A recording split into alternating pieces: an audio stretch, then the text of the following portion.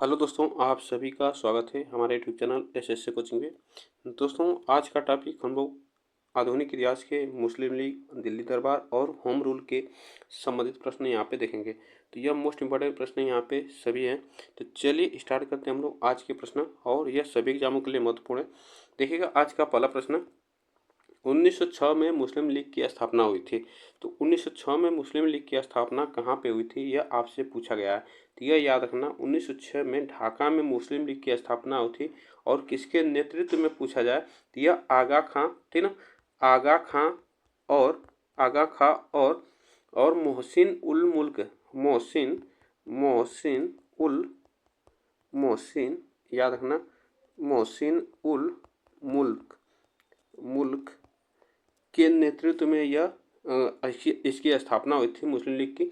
यह बातें यहाँ पे याद रखनी, यहाँ से प्रश्न पूछा जाता है। चलिएगा आगे चलते हैं। देखिएगा, मुस्लिम लीग के प्रथम अध्यक्ष कौन थे। तो मुस्लिम लीग के प्रथम अध्यक्ष की बात की जाए तो मुस्लिम लीग के प्रथम अध्यक्ष थे नवाब वकार उल मुल्क मुश्ताक हुसैन। यह क्या थे, तो मुस्लिम लीग के प्रथम अध्यक्ष थे। यह आप याद रखना। आगे चलते हैं।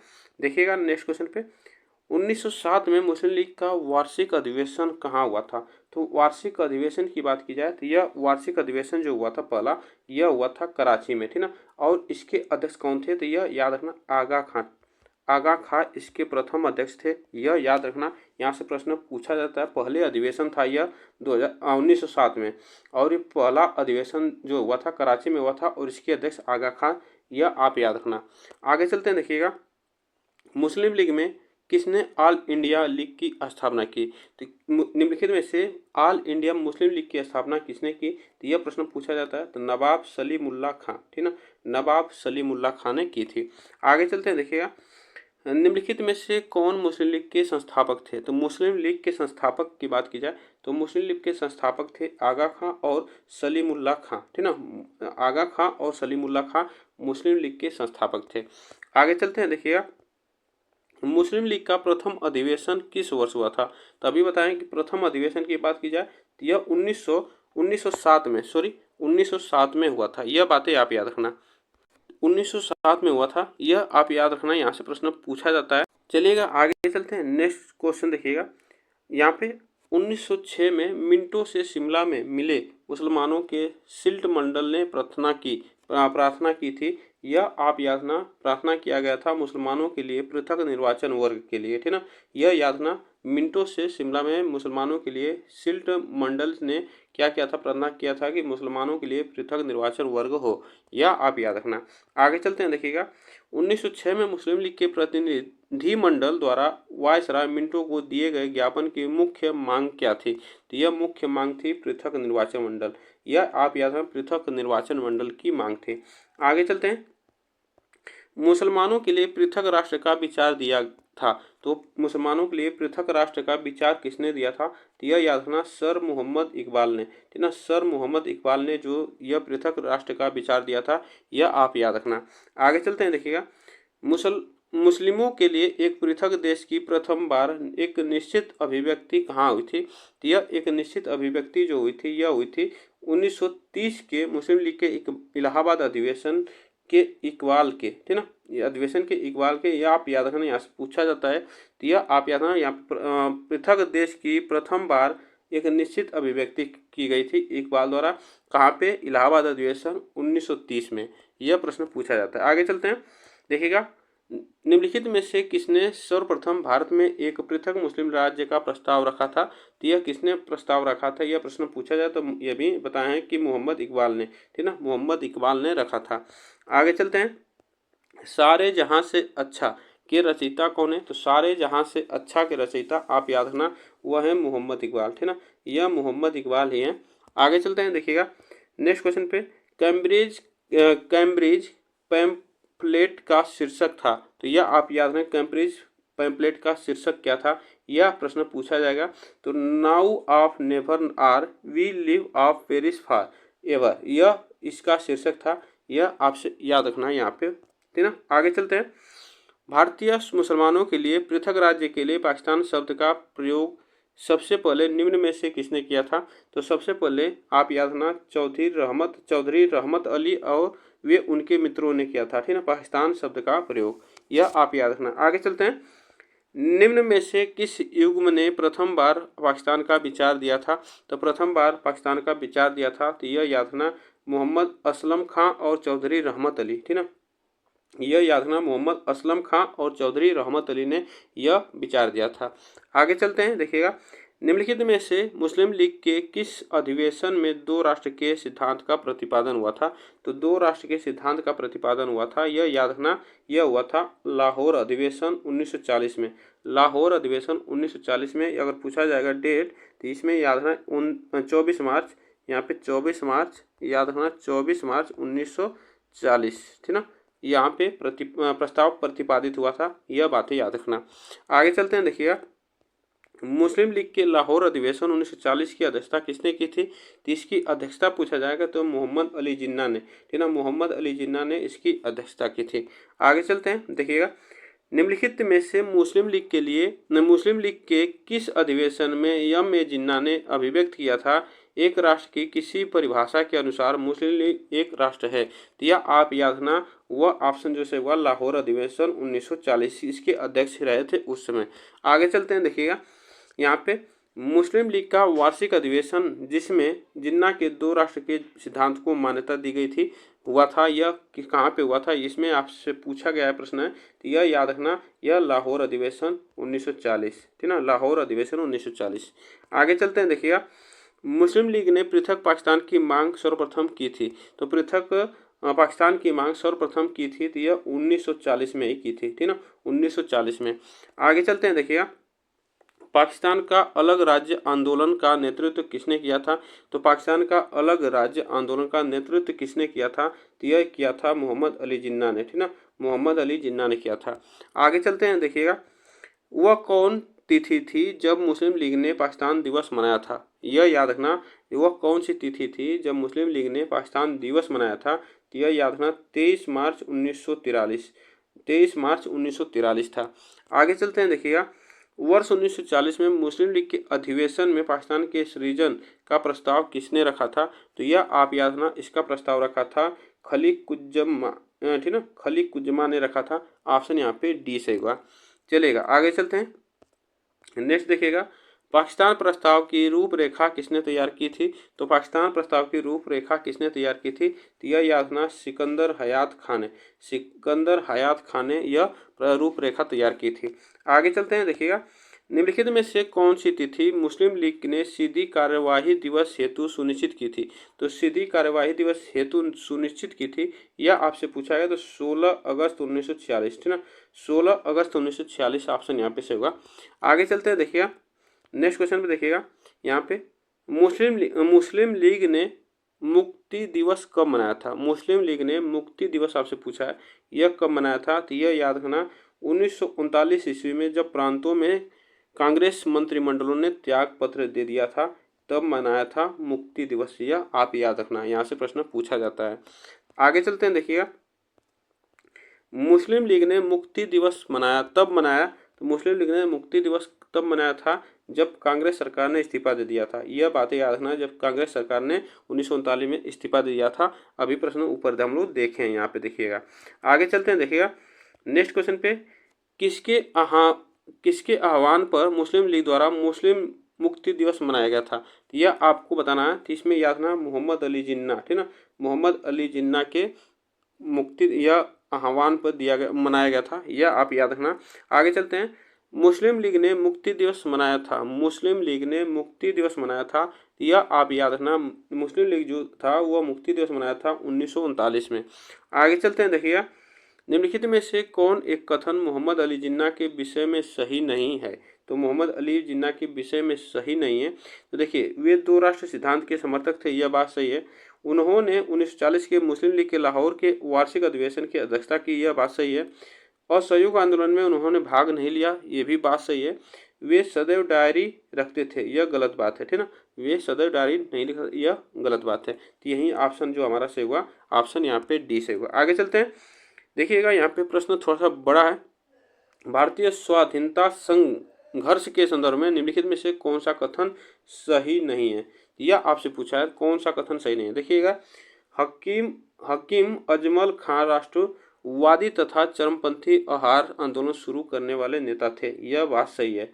भारतीय राष्ट्रीय कांग्रेस के गठन के समय सैयद अहमद खान ने इसका विरोध किया था। ये भी बात सही है। 1906 में गठित अखिल भारतीय मुस्लिम लीग ने बंगाल के विभाजन और अलग निर्वाचन समूह बनाने का प्रबल विरोध किया था। यह बात गलत है, ठीक ना। और मौलाना बरकतुल्ला और मौलाना अब्दुल्ला सिंधी काबुल में भारत की अंतकालीन सरकार का गठन करने वालों में से एक थे। यह बात सही है। इसमें से जो गलत है वह हमारा सी ऑप्शन यहाँ पे सही होगा, ठीक ना। सी ऑप्शन यहाँ पे सही होगा। आगे चलते हैं, देखिएगा मुस्लिम लीग के निम्नलिखित में से किस अधिवेशन में एम जिन्ना ने अपना 14 सूत्री प्रस्ताव रखा था। तो 14 सूत्री प्रस्ताव कब रखा था, तो यह याद रखना 1929 में रखा था। आगे चलते हैं, जिन्ना द्वारा 14 सूत्रों के अंतर्गत पृथक चुनाव क्षेत्र आदि की मांग के पीछे क्या कारण था। इसका कारण आपसे पूछा जाएगा तो वह बहुमत के शासन की आशंका, ठीक ना। उसकी यह कारण था बहुमत के शासन की आशंका, इसका कारण था। यह बातें आप याद रखना।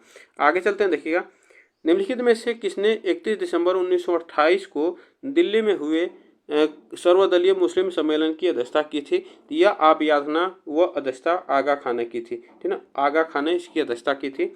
आगे चलते हैं, भारत विभाजन के लिए मोहम्मद अली जिन्ना को सर्वाधिक उत्तरदायी किसने ठहराया था। तो सर्वाधिक उत्तरदायी किसने ठहराया था, तो लॉर्ड माउंटबेटन ने, ठीक ना। यह मोहम्मद अली जिन्ना को सर्वाधिक उत्तरदायी ठहराया था लॉर्ड माउंटबेटन ने। आगे चलते हैं, देखिएगा 1906 से 1920 के मध्य मोहम्मद अली जिन्ना की भूमिका भारत के स्वतंत्रता संघर्ष संग्राम में थी। तो यह आप याद रखना, यह संघर्ष यह राष्ट्रवादी और धर्मनिरपेक्ष की थी। धर्मनिरपेक्ष और राष्ट्रवादी की थी। यह बातें आप याद रखना। आगे चलते हैं, देखिएगा कांग्रेस जो प्रशासित प्रदेशों में मुस्लिमों की शिकायतों से संबंधित रिपोर्ट पर विचार कीजिए। यह विचार करना है यहाँ पे। तो यह आप याद रखना, इसमें कौन सा ऑप्शन आपसे पूछा है। तो यह देखिए पीरपुर रिपोर्ट, यह बात सही है, ठीक ना। शरीफ रिपोर्ट, मुस्लिम सफरिंग अंडर कांग्रेस रूल, यह बात सही है। और यहाँ पे काला अनुसार पूछा है, ठीक ना, काला अनुसार। तो यह आप याद रखना, यह बातें आप याद रखना, यहाँ से प्रश्न पूछा जाता है। सफरिंग जो पीरपुर रिपोर्ट थी यह 1938 में, सफरिंग रिपोर्ट थी 1939 में आई थी। उसके बाद मुस्लिम सफरिंग अंडर कांग्रेस रूल आया था उसके बाद। तो इसमें जो ऑप्शन पूछा हमसे कि कालानुसार, तो इसमें कालानुसार हमारा यह 1 2 3 सही होगा, ठीक ना। यह बातें आप याद रखना। आगे चलते हैं, देखिएगा मुस्लिम लीग में कौन सी रपट मुस्लिम समुदाय पर कांग्रेस सरकार के अपराधी के संबंध में मुस्लिम लीग के संकेत पर तैयार नहीं कराई गई। तो यह आप याद रखना, यह कौन थी पूछा जाएगा। तो इसमें आप याद रखना सर मोहम्मद सादुल्ला रपट, ठीक ना, सर मोहम्मद सादुल्ला रपट, आप इसको याद रखना। आगे चलते हैं, देखिएगा 1946 के चुनाव के पश्चात मुस्लिम लीग ने किस प्रांत में अपनी सरकार बनाई थी। तो किस प्रांत में अपनी सरकार बनाई थी, तो यह याद रखना बंगाल में, ठीक ना, बंगाल में ऑप्शन यहाँ पे सही होगा। आगे चलते हैं, देखिएगा किस अधिवेशन में मुस्लिम लीग ने बांटो और छोड़ो का नारा दिया था। तो आपको याद है बांटो और छोड़ो का नारा दिया था। तो यह कराची अधिवेशन हुआ था 1943 में, इसी में दिया था। आगे चलते हैं, निम्नलिखित में से किस अधिवेशन में मुस्लिम लीग ने एक प्रस्ताव पारित किया जिसमें बकरीद के अवसर पर गोवध को निषिद्ध किया। यह आप याद रखना, यहाँ पे प्रश्न पूछा जाएगा। तो 1919 ईस्वी के मुस्लिम लीग के अमृतसर अधिवेशन में, ठीक ना, यह आप याद रखना, यहाँ पे प्रश्न पूछा जाता है। नेक्स्ट देखिएगा मौलाना आज़ाद को किसने कांग्रेस के धर्मनिरपेक्षवाद का मुखौटा कहा था। यह आप याद रखना किसने कहा था। तो इसमें मोहम्मद अली जिन्ना ने कहा था, ठीक ना, मोहम्मद अली जिन्ना ने कहा था। नेक्स्ट देखिएगा मुस्लिम लीग के संविधान द ग्रीन बुक का प्रारूप किसने तैयार किया था। तो यह आप याद रखना, यह तैयार किया था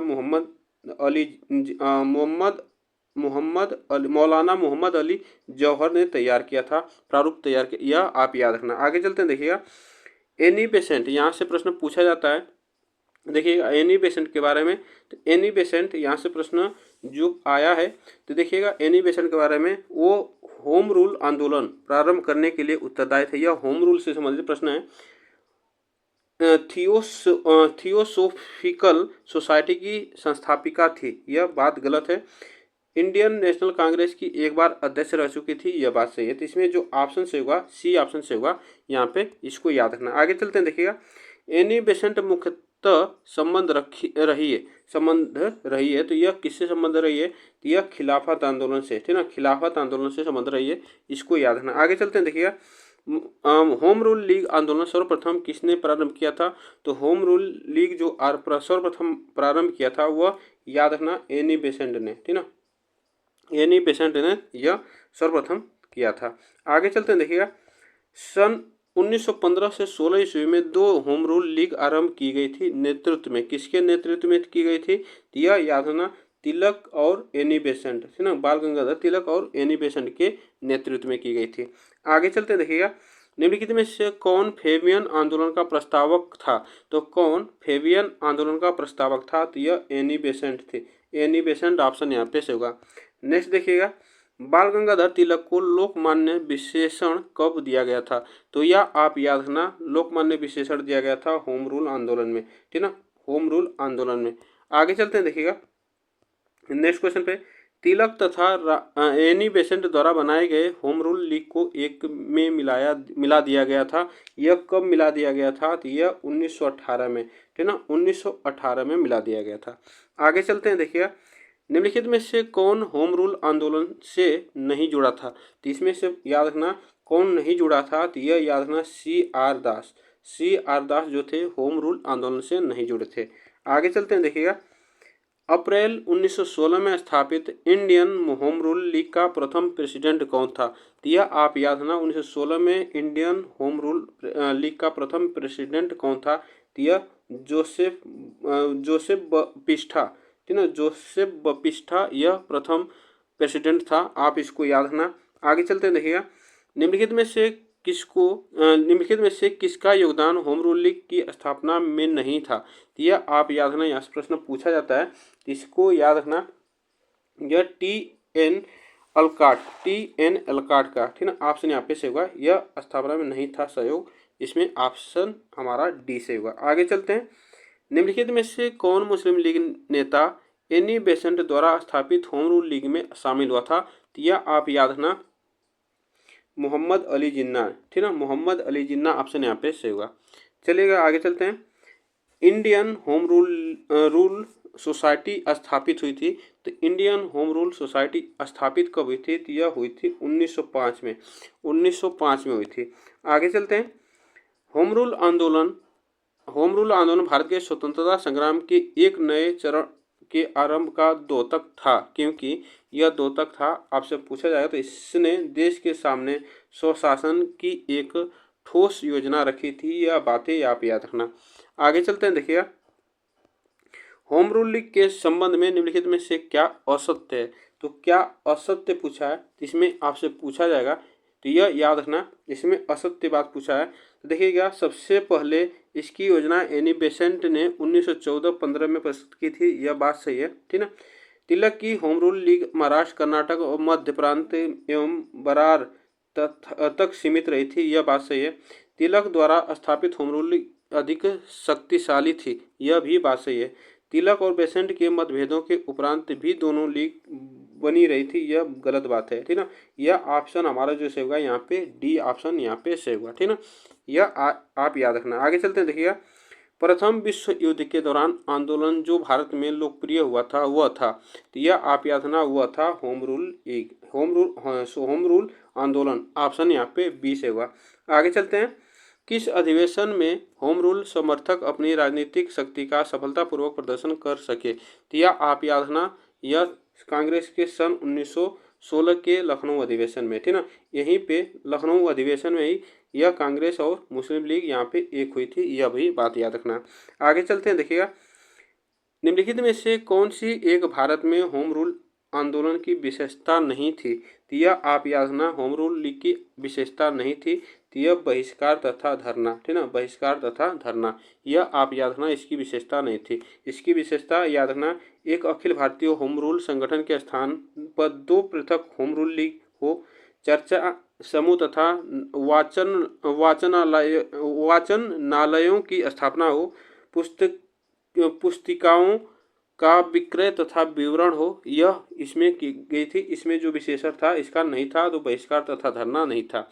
आगे चलते हैं, देखिएगा नेक्स्ट क्वेश्चन पे देखिएगा, भारत में होम रूल लीग के बारे में निम्नलिखित कथनों में से कौन कौन से सही हैं। तो कौन कौन से सही हैं प्रश्न पूछा है, इसमें याद रखना।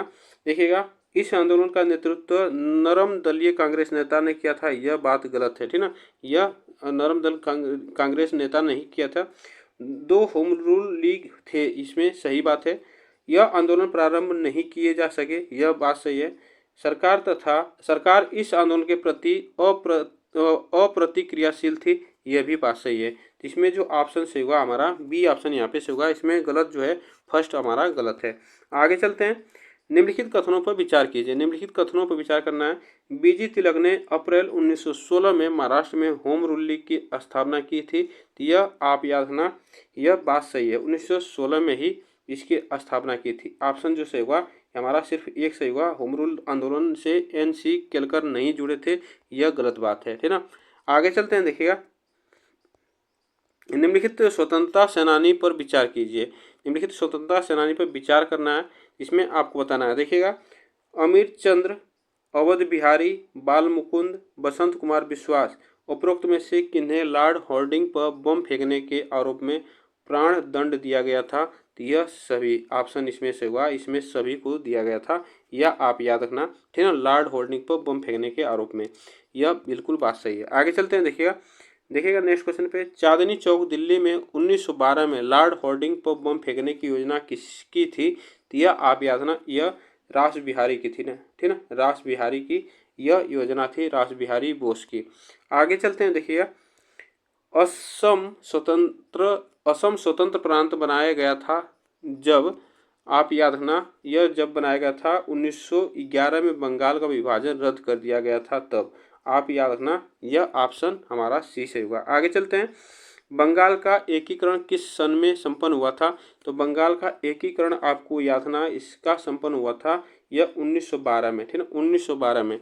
आगे चलते हैं, देखिएगा भारतीयों के विरोध के कारण बंगाल को फिर से एकीकृत किया गया था, यह आप याद रखना 1911 में किया गया था पहले, यह बातें आप याद रखना।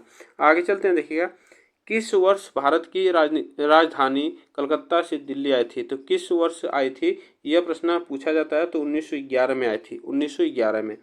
नेक्स्ट देखिएगा, बंगाल विभाजन को रद्द करने की घोषणा कब की गई थी। तो बंगाल विभाजन को रद्द करने की घोषणा आपसे पूछा जाएगा, तो 1911 में की गई थी, 1911 में।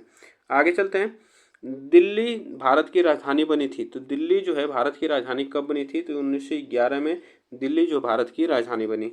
नेक्स्ट देखिएगा, ब्रिटिश भारत की राजधानी का कलकत्ता से दिल्ली स्थानांतरण किसके काल में क्रियान्वित हुआ था। तो यह किसके काल में हुआ था, तो यह याद रखना, लॉर्ड हॉर्डिंग, ठीक है ना, लॉर्ड हॉर्डिंग के कार्यक्रम इसके समय में हुआ था। आगे चलते हैं, देखिएगा ब्रिटिश काल में दिल्ली से पहले भारत की राजधानी कहाँ थी। तो आप याद है, ब्रिटिश काल में दिल्ली से पहले भारत की राजधानी कलकत्ता, यहाँ पे याद है ना, कलकत्ता थी, ठीक ना, कलकत्ता ऑप्शन यहाँ पे से होगा।